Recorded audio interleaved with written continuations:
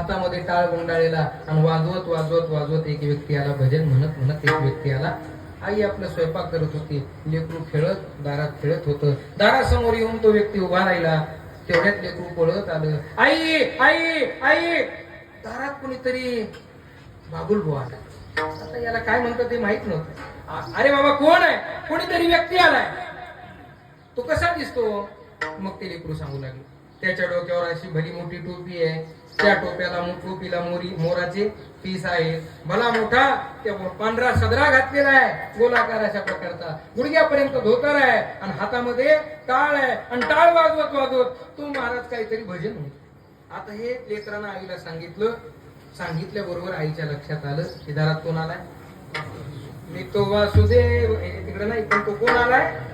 वासुदेव आलाय. लेकरानं वासुदेव आलाय हे सांगितलं नाही तरी सुद्धा आईच्या लक्षात आलं की दारात कोण आलाय? वासुदेव आलाय. त्याचं कारण लेकरानं त्या व्यक्तीच्या केलेल्या वर्णनावरून. विठ्ठला